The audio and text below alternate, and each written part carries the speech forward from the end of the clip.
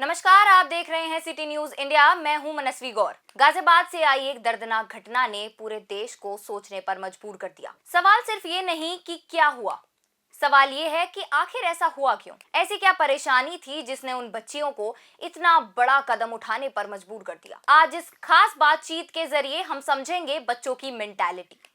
आखिर क्या चल रहा है बच्चों के मन में, जो हम माता पिता भाई बहन दोस्त होकर भी कभी कभी समझ नहीं पाते।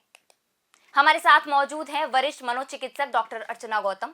मैम, बहुत बहुत स्वागत है आपका। थैंक यू मैम, ये जो आज की जनरेशन है जिसे हम जेनजी बुलाते हैं, जी। इस जनरेशन में सबसे बड़ी समस्या जो देखने को मिल रही है वो ये है कि बच्चे मोबाइल फोन के करीब जा रहे हैं और नेचर से बहुत दूर जा रहे हैं, या कहें कि बहुत सी चीजों से दूर जा रहे हैं। ऐसे में माता पिता ये पूछना चाहते हैं कि किस तरीके से हम बच्चों को रियल लाइफ से रियल लाइफ में खींच के ला सके। आपका इस पर एज अ साइकाइट्रिस्ट क्या टेक है? बहुत अच्छा सवाल किया आपने मनस्वी, और बहुत ज़रूरत है कि हम इस पर फोकस करें। बिकॉज़ जनरेशन जो है, जो जेनजी है, जो आने वाली जनरेशन है, उसका फ्यूचर बहुत डिपेंड करता है। मोबाइल का क्वेश्चन आपने उठाया, आजकल उसके बहुत सारे पैटर्न्स मैं आपको बताना चाहूँगी कि क्यों ऐसा हो रहा है। सबसे पहली चीज़ आप समझो कि मैं या आप, अगर मैं अपनी जनरेशन की बात करूं तो जनरेशन गैप हमें हमेशा मिलेगा। इवन मैं अगर काउंट करती हूँ अपना टाइम, तो मेरे पेरेंट्स के साथ कुछ ऐसे कंसिक्वेंसेस थे, जनरेशन गैप थे, जो हमेशा रहेंगे, कभी ख़त्म नहीं होंगे। But we have to understand कि हमें टाइम के साथ चेंज होना पड़ेगा, because changing is the law of nature. ये कॉन्सेप्ट पे हमें काम करना पड़ेगा। नई जनरेशन नहीं जानती कि उसे कैसे सरवाइव करना है ना, हमें उसको समझना पड़ेगा। तो सबसे बड़ी, जैसे मैं बात कहूँ कि पेरेंट्स बच्चों का रोल मॉडल हैं। जैसा हम अपने पेरेंट्स को करते हुए देखेंगे वैसा ही बच्चे करेंगे। सपोज एक बहुत छोटा सा एग्जाम्पल है, आप अपने चाइल्डहुड में रहे या मैं रही, तो आपने देखा होगा कि जैसे स्कूल में मदर है, अगर वो टीचर है, तो बहुत टाइम होता है कि आप साड़ी पहन रही है, पर्स लेके जा रहे हैं। जी बिल्कुल। अगर फादर है तो वो बच्चा टाई लगा रहा है ना, और बहुत अच्छे से शूज पहन के ऐसे ऐसे टक टक करके जा रहा है। तो एक बहुत नेचुरल प्रोसेस है ना। तो पेरेंट्स को मानिए कि रोल मॉडल है, वहीं से हम सीख रहे हैं। लेकिन पेरेंट्स क्या कर रहे हैं, कई बार पेरेंट्स जो है थोड़ा सा लिंगर ऑन हो जाते हैं कि अच्छा हो जाएगा, कर लेंगे। जी बिल्कुल। मेरे आपके पेरेंट्स शायद कभी हमारे स्कूल में नहीं गए होंगे, लेकिन आज पेरेंट्स बहुत ज़्यादा ये रहते हैं कि पॉइंट है ना, कि एक पॉइंट पे हम फोकस कर रहे हैं कि मेरा बच्चा हर टाइम क्या कर रहा है, कैसे कर रहा है, क्यों, कैसे बैठ रहा है, क्या कर रहा है। वो जो एक एक्स्ट्रा जो एनर्जी, जो एक्स्ट्रा अटेंशन जो हम बच्चे को दे रहे हैं, शायद वहाँ पर हमें थोड़ा सा, वहाँ हमारा बचपन ख़त्म हो जाता है। तो हमें वो नहीं करना है, थोड़ा सा उसको फ्री छोड़िए, है ना, लेट देम फ्री, कि उसको थोड़ा सा डिसाइड करने दीजिए, है ना। हर टाइम वो आपके ऊपर डिपेंड ना रहे कि उसे सिर्फ आपका वेट करना है कि वो कुछ डिसीजन कर रहा है तो अपने को कर रहा है ना। तो वो चीज़ थोड़ा सा उसको इनिशिएटिव अपनी तरफ से लेने दीजिए कि भाई मुझे भी कुछ करना है। बिकॉज अगर आप आज छोटी छोटी जिम्मेदारियां, थोड़ी थोड़ी रिस्पॉन्सिबिलिटीज आज उसको देंगे, तो वो एक इनबिल्ट उसका डेवलपमेंट होगा कि आज मुझे कुछ छोटा छोटा रिस्पॉन्सिबिलिटी दी है कि कल मैं उस रिस्पॉन्सिबिलिटी को ले पाऊँ। तो बहुत ज़रूरी है। और जब हम उसको अवॉइड करेंगे, अवॉइड नहीं, मतलब जब उसको हम थोड़ा सा ट्रीट करेंगे कि भाई हाँ आपको जिम्मेदारी करनी, तो बच्चे भाग के करते हैं, बहुत खुशी खुशी करते हैं कि अरे मम्मी ने ये काम दिया है, पापा ने ये काम दिया है। तो हम हमेशा अच्छा सुनना चाहते हैं, तो उसके लिए बच्चे फोकस करेंगे, है ना। तो वो एक एनर्जी, वो एक मोटिवेशन हमें देना बहुत ज़रूरी है बच्चों को, कि उस एनर्जी के साथ एक एक्सेप्टेशन जैसे पेरेंट्स को है, तो वहाँ पर वो दिखाना चाहेगा, बच्चा एक्सप्रेस करना चाहेगा, तो वो एक मेंटली चीज़ क्रिएटिव थोड़ा सा करेगा बच्चा। तो वो एक्सप्रेशंस बहुत ज़रूरी है। तो बच्चों को एक स्पेस दीजिए, उसको बताइए कि हाँ आप डिज़र्व करते हो, और उसको आगे बढ़ने के मौके पेरेंट्स से ही, हमें फैमिली से ही देने हैं। बच्चा कहीं बाहर जाकर कुछ नहीं सीखेगा, सबसे पहले वो अपने घर के एनवायरनमेंट से ही सीखता बिल्कुल है। बिल्कुल तो करेक्ट। ये बिल्कुल आपको फोकस करना है कि जो भी कुछ सीख रहे हैं हम अपने घर से पहले सीख रहे हैं। मदर और पेरेंट्स ही हमारे बिल्कुल बेसिक टीचर होते हैं, जी, है पहले ना। टीचर जी हमारे बिल्कुल बिल्कुल। बिल्कुल। मैम, मेरा जो दूसरा सवाल है वो इसी से रिलेटेड है।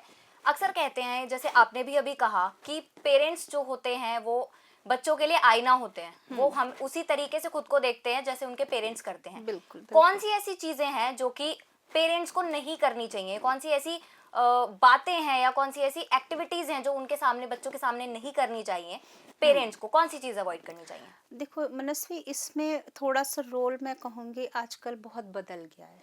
अगर हम बात करें न्यूक्लियर फैमिलीज की, तो जी। आज हमारे पास न्यूक्लियर फैमिलीज में सिर्फ पेरेंट्स हैं, जी। है ना। पेरेंट्स भी वर्किंग हैं, सुबह जा रहे हैं शाम को आ रहे हैं, तो बच्चों के पास वो ऑप्शन नहीं बनता कि हम कैसे चीज़ों को करें, है ना। तो वहाँ पर थोड़ा आता है कि हम बच्चों को शॉर्ट टाइम, हमारे पास कम है, न्यूक्लियर फैमिलीज हैं और उनके अलावा उन पे कोई रिलेशन ऐसे नहीं है कि जी। वो उसको कैरी कर सके, तो वहाँ पर उनकी मॉरल वैल्यूज़ भी कम हो जाती हैं कई बार। दूसरा चीज़ें आती हैं कि उनको अब अपब्रिंगिंग करनी है, तो हमें कैसे चीज़ों को उन्हें बताना है, कैसे रिपोर्ट करना है, तो बहुत छोटा टाइम है हमारे पास। वर्किंग भी हमें ज़रूरी है आज के लाइफ स्टाइल में अगर बात करें, तो उसमें ज़रूरी है कि आप बच्चों को कोशिश करिए कि उसको मॉरल वैल्यूज़ बताएं, है ना। Moral values in the sense कि आप कुछ भी उसको पोलाइट करिए, हाँ पूजा जी। पाठ बताइए, कुछ भी उसको एक कर्टसी होनी चाहिए कि हाँ, ये हमारे अंदर की कुछ पर्सनैलिटीज़ होती है जो कि हम एक तरीके से अपने अंदर हमारे कुछ एस्पेक्ट्स हैं, कुछ पर्सनैलिटी के एस्पेक्ट्स हैं जो कि ये सब हमको रिफ्लेक्ट करते हैं। सपोज अगर मैं बहुत ज़्यादा हार्ड हो जाऊँ, है ना, बहुत इमोशंस मेरे अंदर ना रहें, तो मेरी पर्सनैलिटी कैसे बनेगी?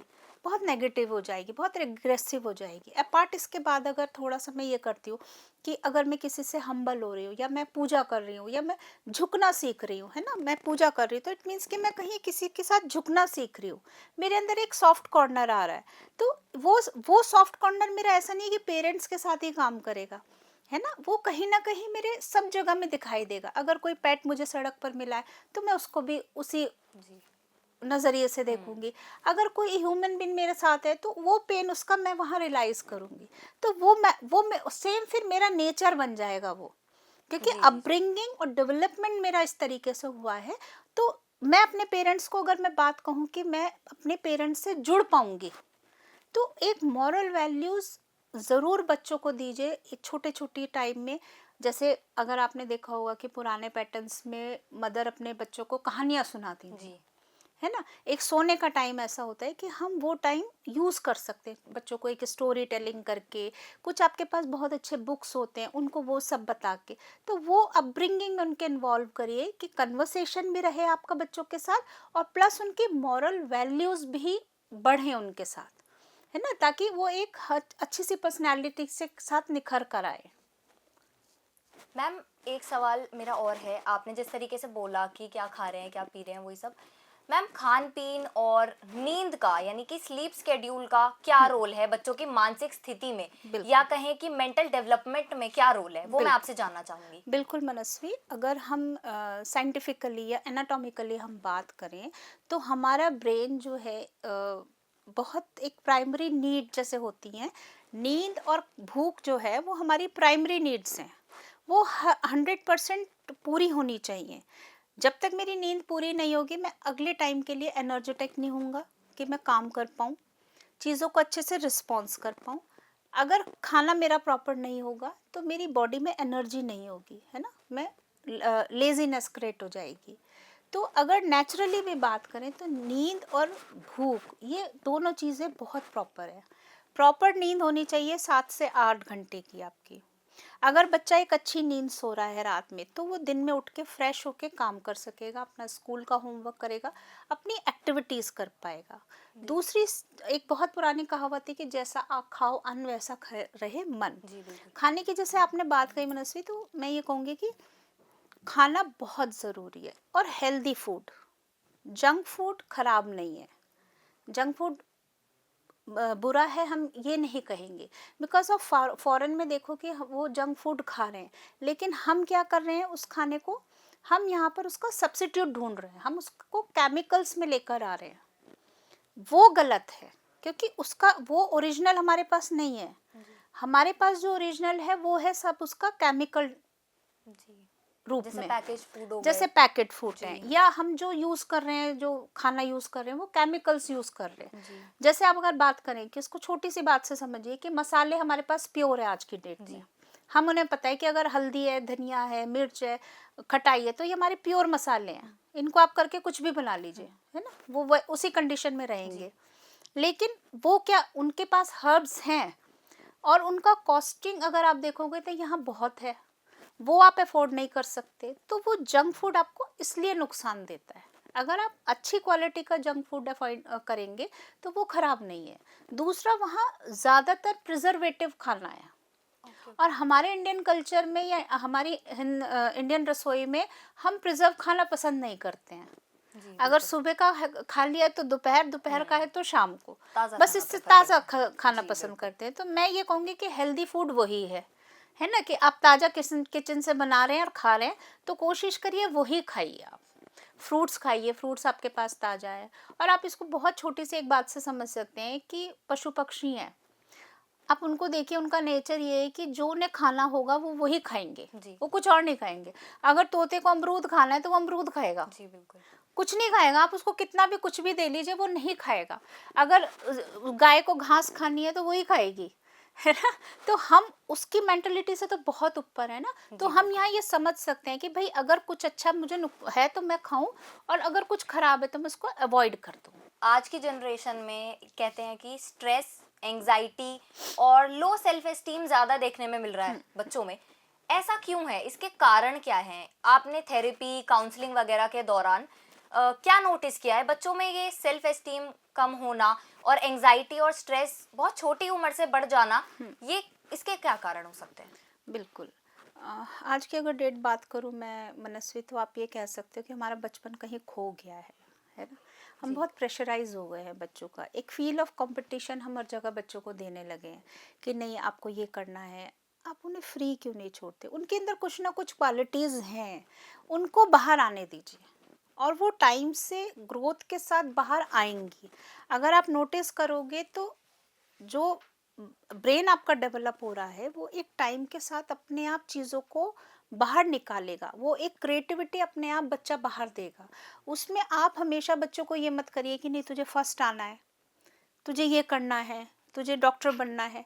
लेट देम कि उसकी पर्सनैलिटी के क्या इश्यूज हैं, क्या ब्राइटनेस उसके फ्यूचर में है, उसको थोड़ा सा आप बढ़ाइए, है ना। वो किस तरफ कर सकता, अगर बच्चा एक पेंटिंग करता है तो हम क्यों नहीं उसे कोशिश करते कि एक अच्छी सी पेंटिंग वो क्रिएट करे।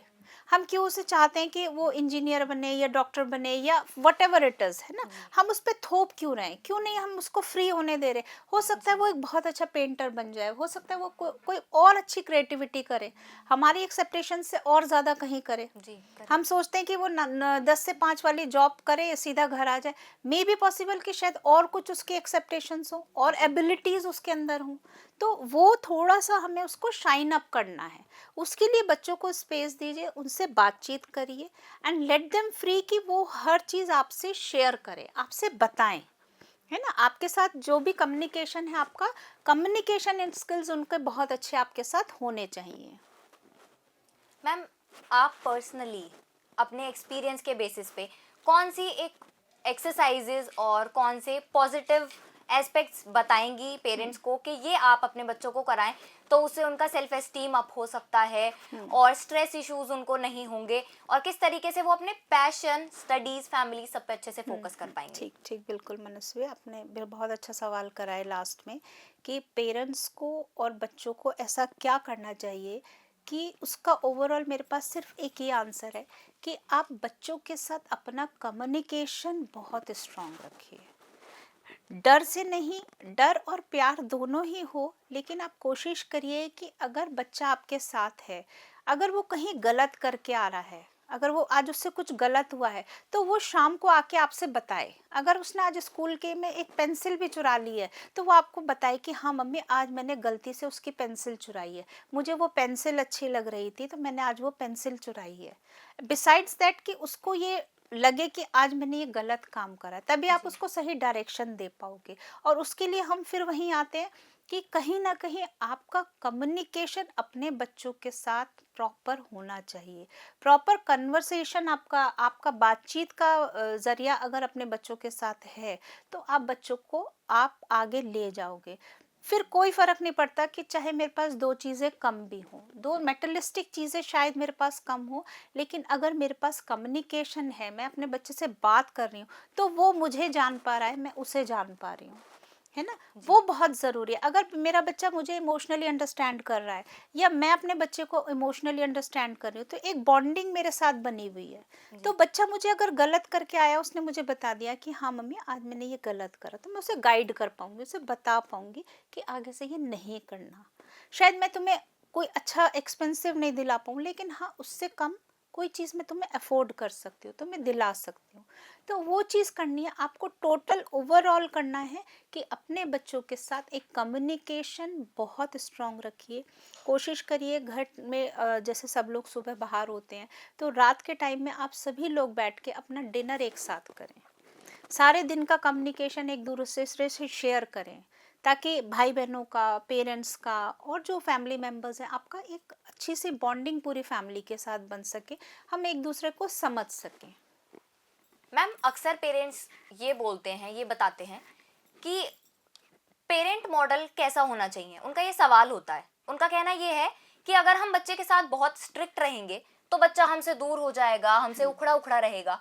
राइट। और यदि हम उसे बहुत ज्यादा आजादी दे देंगे तो हो सकता है वो किसी गलत रास्ते पर चला जाए। ऐसे में कौन सा पेरेंट मॉडल काम करता है, किस तरीके से पेरेंट्स को पेरेंटिंग करनी चाहिए, हम कहें? Right right. Manasvi, parenting it's बहुत टफ है ना। मतलब हमें कई सारी चीज़ों को रखना पड़ता है ध्यान में कि बच्चे कैसे डेवलप हो रहे हैं, कैसी चीज़ें हैं। मेरे को अपने मतलब अगर मैं बात करूँ पेरेंटिंग की, तो पेरेंटिंग के लिए काफ़ी सारी चीज़ें हैं जो हमें ध्यान में रखनी है। सबसे पहली चीज़ आती है कि पेरेंटिंग में आप बच्चों को देखिए, बच्चों पे नज़र रखिए। नज़र इन द सेंस कि आप ध्यान रखिए, लेकिन ऑब्जर्व करिए उन्हें कि उनकी एक्टिविटीज़ कैसी हैं। साइलेंटली ऑब्जर्व करिए कि बच्चा मेरा क्या कर रहा है ना। सपोज कोई पेंटिंग कर रहा है या क्या कुछ काम कर रहा है, किसके साथ कम्युनिकेट कर रहा है मेरा बच्चा। अगर वो कॉलिंग पे है तो कॉलिंग पे वो किससे बात कर रहा है, जो उसका फ्रेंड सर्कल है वो कैसे लोगों के से मिल रहा है ना। उनके साथ आप कोशिश करिए, अगर आपके बच्चों के फ्रेंड सर्कल हैं, उनके पेरेंट्स के घर पे जाइए, उनसे पेरेंट्स से कम्युनिकेट करिए, ताकि आपको आपके बच्चे का परिवेश, उसका एटमॉस्फेयर, वो किन के साथ उठ बैठ रहा है मेरा बच्चा। क्योंकि बच्चे जैसे माहौल में बैठते हैं वैसे ही सीखते हैं। घर से तो वो सीख ही रहे हैं, नो डाउट, बट किन लोगों में बैठ रहा है मेरा जी बच्चा, बिल्कुल, संगत का है ऐसे ना। जिसे हम कहते हाँ, हैं। कि कैसा सिलेक्शन उसने करा है स्कूल में। उनके पेरेंट्स के साथ बच्चों के घर जाइए, देखिए, नज़र रखिए। बट ये चीज़ आपको ऐसे करनी है कि बच्चा ये महसूस ना करे कि मेरे को ऑब्जर्व जी बिल्कुल। करा जा रहा है या मुझे नोटिस करा जा रहा है। बस just to be a friendly atmosphere, वो चीज़ आपको करनी है। कहीं बच्चा गलत रखता है तो आपको स्ट्रिक्ट भी होना पड़ेगा, क्योंकि न अगर आप बिल्कुल सॉफ्ट होकर चलेंगे तो वो भी चीज़ गलत है। जी बिल्कुल। कहीं ना कहीं एक बहुत कहावत है कि भाई अगर किसी को माँ का थप्पड़ ना मिले तो वो भी बहुत ज़रूरी है ना। तो माँ का थप्पड़ मिलना भी बहुत ज़रूरी है। अगर आपको कहीं लगता है तो बच्चों को हार्ड भी होइए। नरमी और सख्ती दोनों हाँ, साथ साथ। दोनों साथ साथ करनी है। जस्ट कि अगर पेरेंट्स में जैसे अगर मदर हार्ड है तो पेरेंट्स सॉफ्ट, फादर सॉफ्ट हो जाते हैं। फादर अगर थोड़ा हार्ड है तो मदर सॉफ्ट होके निकाल लेती है। तो बच्चों को वो टाइम पीरियड से हमें निकालना है जी और इतनी स्पेस रखनी है कि मेरा बच्चा हर वो चीज़ अपने फादर से कहे या मदर से कहे, बताए ज़रूर, है ना। उतना कंफर्टेबल उसे बना के रखिए अपने साथ कि अगर कोई भी चीज़ आती है तो सबसे पहले मेरा बच्चा मुझे आकर बताए। जैसे मैंने अपने पूरे सेशन में आपको कहा कि कम्युनिकेशन आपका और बच्चे का बहुत स्ट्रांग हो। अगर कम्युनिकेशन आपका बच्चे के साथ चलता रहेगा तो मे बी पॉसिबल कि शायद 90% मैं कह सकती हूँ कि बच्चा आपका कहीं गलत नहीं होगा। बट एक कम्युनिकेशन अपना स्ट्रांग रखिए अपने बच्चों के साथ। Thank you so much ma'am for coming. आपने बहुत ज़रूरी जानकारी हमारे साथ साझा की। जी। आपका बहुत बहुत धन्यवाद। थैंक यू मनस्वी। गाजियाबाद की इस घटना की सच्चाई जांच के बाद ही सामने आएगी, लेकिन इससे जुड़ा एक सच आज हमारे सामने साफ है। बच्चों की चुप्पी को नजरअंदाज करना अब खतरनाक हो सकता है। कम्युनिकेशन उनके साथ बरकरार रखना चाहिए। ये बातचीत किसी डर को फैलाने के लिए नहीं, बल्कि समझ और संवाद बढ़ाने के लिए थी। अगर आप माता पिता हैं तो आज अपने बच्चे से सिर्फ पढ़ाई नहीं, उनका मन, उनका पैशन जरूर पूछिए। अब मैं लेती हूँ आपसे विदा। सिटी न्यूज इंडिया लेकर आएगा आपके लिए ऐसे ही इंफॉर्मेटिव और एंटरटेनिंग टॉपिक्स। अगर आपको ये बातचीत जरूरी लगी हो तो इसे ज्यादा से ज्यादा लोगों तक पहुंचाएं, क्योंकि बात करने से ही रास्ता निकलता है।